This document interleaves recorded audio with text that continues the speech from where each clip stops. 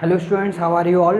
So today we are going to discuss the remaining part of the sample paper which we have discussed before. So before this I solved one sample paper for you. In that section I solved four parts, that is section A, section B, section C and section D. And today we are going to start next section, that is section E.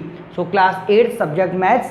So see section E, solve the following question. So in this section, see question number 1. So question number 1, first part, write the quotient and remainder when we divide x square minus 4x plus 4 by x minus 2. So here we have to find quotient and remainder. So here x square minus 4x plus 4 we have to divide it by x minus 2. So when we divide this by x minus 2, so first of all it will be in divide x square minus 4x plus 4, we have to divide this by x minus 2. So in this, first of all, this x square, so first term of x square and first term of x, we will divide it. So x square upon x will be x.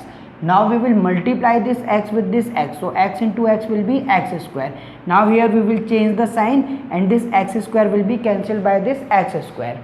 Now x will multiply by minus 2, so x into minus 2 will be minus 2x. Now we will change the sign, it will become plus. Now minus plus will be minus, so it will be minus 2x and we will write here this plus 4.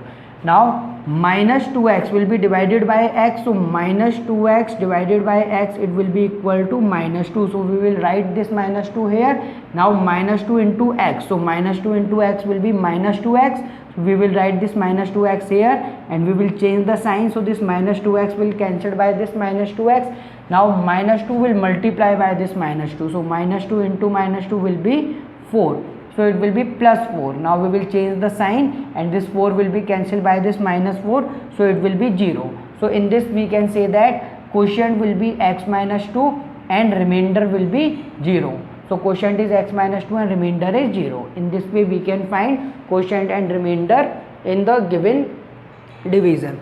Now after this, see its second part. In second part we have to find continued product. So what is continued product? In this we have to multiply all these terms. So here x minus 3, x plus 3 and x square plus 9. So first of all we will use one identity, that is a minus b, a plus b. So it is a square minus b square. So when we multiply x minus 3 and x plus 3, so it will be x square minus 9, as 3 into 3 will be 9 and x into x will be x square. And again it will be multiplied by x square plus 9. Now again see the identity, a square minus b square. So it is also a plus b and a minus b, where a is x square and b is 9. So we can apply identity and we can say that x square whole square minus 9 whole square. So x square whole square will be x power 4 minus 9 power 2 will be 81. So x power 4 minus 81 will be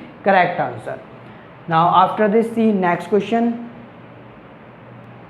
Now after this, see question number 2. In question number 2 we have to factorize. So factorize first part, L plus m whole square minus 4lm. So first of all we will open it by a plus b whole square. So according to formula a plus b whole square, a square plus b square plus 2ab. So when we open it, it will be L square plus m square plus 2lm and minus 4lm.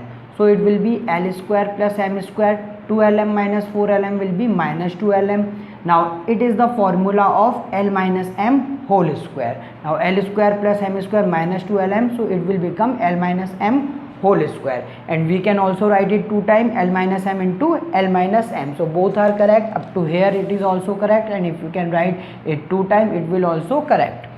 Now after this, the second part. In second part we have to do factorization of x square minus 17x plus 16. So first of all we will find factors of 16. So factor of 16 will be 16 and 1. So for making minus 17 we can use minus 16 and minus 1. So here it will be x square, on place of minus 17x we can write minus 16x minus x and plus 16. So in these two terms we can take x common, so it will be x minus 16. From these two terms we can take minus 1 common, so it will be x minus 16.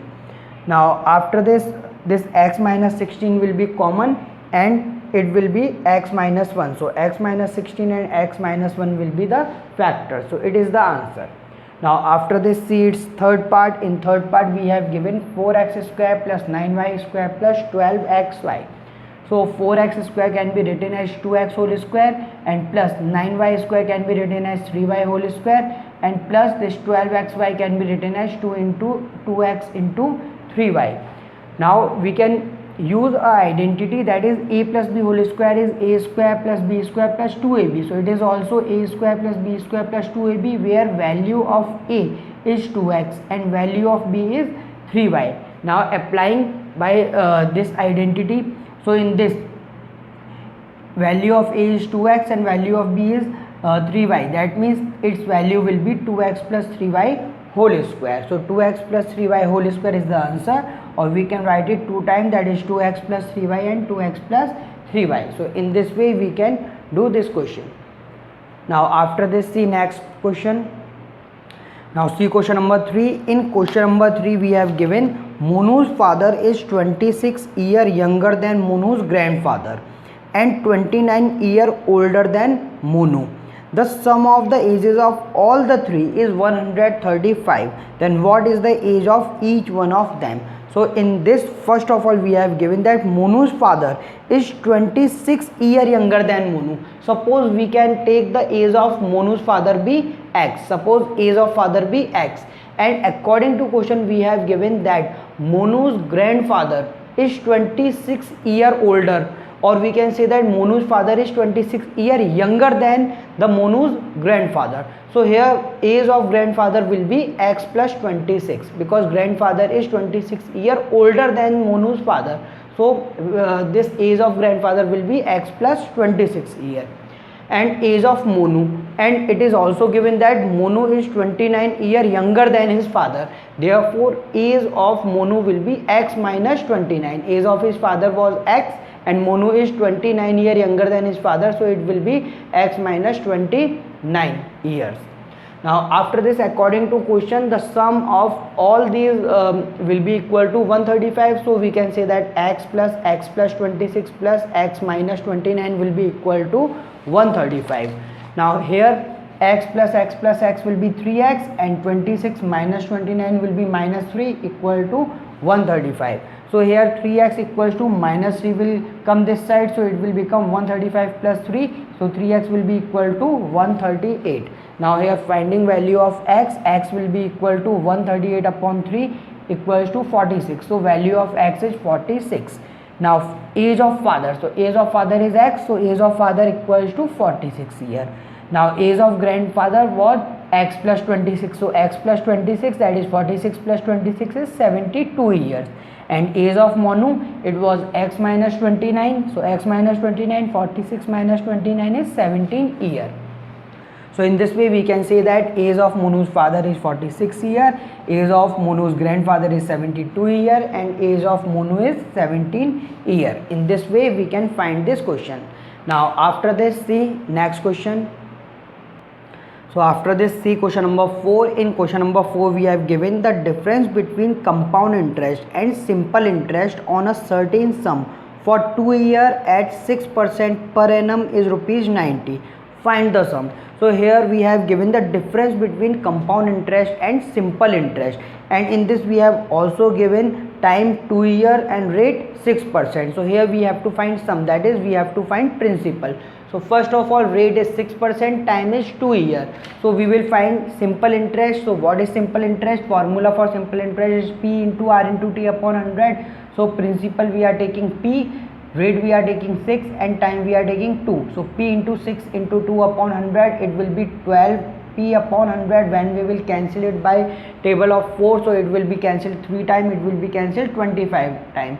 So 3 upon 25 P. So we can say SI or simple interest equals to 3 upon 25 P.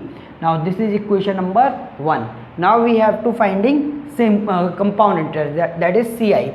So as we know, amount equals to P into 1 plus R upon 100 power n, and CI equals to amount minus principal. So here value of amount is P into 1 plus R upon 100. On place of A we can write P into 1 plus R upon 100 power n, and this is minus P. and if you want to find direct formula for Ci, you can use this formula directly, that is P into 1 plus R upon 100 power n minus P. Now we can take P common. When we take P this common, so it will be 1 plus n rate. R is 6 upon 100 and n time is 2 and minus 1, as we have taken this P common, so it will be minus 1. Now after this we can take LCM, so it will be Ci equals to P into LCM will be 100, so 100 plus 6 will be 106, so 106 upon 100 power 2 and minus 1. Now we can cancel it by table of 2, so it will be 53 and it will be 50. So by cancelling it will be 53 upon 50 and whole power 2 and minus 1. Now here 53 into 53 will be 2809 and upon 50 into 50 will be 2500 and minus 1. Now taking LCM will be 2500, so it will be 2809 minus 2500. So here 2809 minus 2500 will be 309 upon 2500 and P. So this will be the value of Ci. So this will be equation number 2. Now after this, as we know, Ci minus Si equal to 90, this we have given. So value of Ci is 309 upon 2500 P minus value of Si 3P upon 25. From equation 1 and 2 we can apply this. So 3 upon 25 P equals to 90. Now taking LCM will be 2500, so 2500 upon 2500 will be 1 into 309 will be 309 P and minus 2500 divided by 25, it will be 100 into 3 will be 300 and it will be P equals to 90. Now solving it, 309P minus 300P will be 9P upon 2500 equals to 90. Now by doing cross multiplication, value of P will be 90 into 2500 upon 9. So we can cancel this 90 by table of 9 by 10 times. So 10 into 2500 will be 25,000. So value of P of principal is 25,000. So we can say that the sum will be rupees 25,000. So in this way we can do this question. Now after this, see question number 5. So after this, see question number 5. In question number 5 we have a vendor purchased banana at rupees 40 per dozen and sold them at 10 for rupees 36. So find his gain or loss percent. So in this question we have given that any vendor is purchasing banana that is rupees 40 per dozen. That means he purchasing 12 banana for rupees 40 and he is sold. That means he is selling 10 for 36. That means he is selling 10 banana for rupees 36. So here we have to find gain percent or loss percent. So first of all we have to find that he is having gain or loss. Then we have to find his gain percent or loss percent. So see its solution. So as we know that SP of 10 banana is rupees 36. So first of all we will find SP of 1 banana. So SP of 1 banana will be 36 upon 10, that is rupees 3.6. Now after this, SP of 1 dozen banana, in 1 dozen there are 12.